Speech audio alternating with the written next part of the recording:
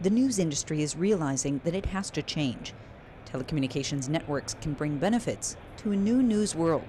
So we have no relationship with Ericsson, but we do think telecom plays a very important role as we look at mobility of connectivity that way, where we're not bound to our workspaces become limitless or boundlessness, right? And that we need to be able to take advantage of where consumers want to get content to be able to deliver that content accurately and with low latency. Ericsson has devised a prototype of a roving reporter and newsroom technology, all based on modern LTE networks.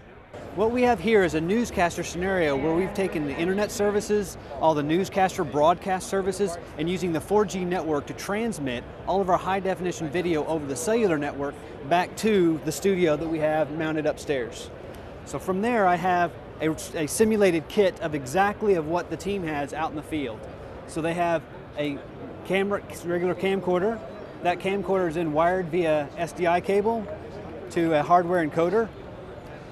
This hardware encoder then connects to a mobile router, which is this piece here. And then in here we have an LTE 4G modem. We also plugged in a HSPA Plus 3.5G router to simulate the same thing. So it doesn't matter which cellular network you're on, 3.5, 4G, it'll be able to transmit the broadcast quality over the cellular network. That's the video part of it. Now if you combine that with the communicative services of IMS and voice and video, we've created this mashed up environment where I take geolocation, so in this case I'm a producer, I can get a list of active stories, I can assign crew, cameras, equipment. Every device on the cellular network will have its own identity, whether that's a machine-to-machine piece of equipment or an actual phone, handset, or person. I can then go and assign that to that particular news story. I can then assign that news story so that whenever the team, either one or all of the people within that team, traverse this map area, it's going to generate a trigger for me to notify that the team is on site.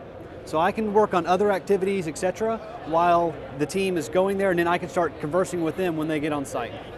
The team they have mobile devices. There's several different clients that we have to play with. We have touch interfaces with the same mashup interface, well, all presence and location aware. I can do push to talk, I can do text messaging, instant messaging, video, voice, whiteboarding, file sharing. All of the collaborative services that IMS brings are just out of the box available to this client. So from there, that's our way we communicate and assign the tasks for the news story. Then once the story is done, the story is concluded, then everything starts the whole cycle over again. This is what a camera operator would wear. It's just a standard ruggedized backpack that I've taken that hardware encoder and just velcroed it with an aluminum frame with this little mobile router that I explained previously, so that the SDI camera plugs straight into the top, feeds into the encoder. The encoder then has a crossover cable to the router. In the router, you put that LTE or 3.5G modem in it and just turn it on. So the whole concept of building this whole mashup client, the production studio, all the layers that we have, etc., to be able to bring the complete end-to-end, total package, took us about 4 weeks to build. So time to market is a huge advantage of using the foundation building blocks of the cellular network and IMS, etc., so that we're not reinventing the wheel every single time. So is there real potential?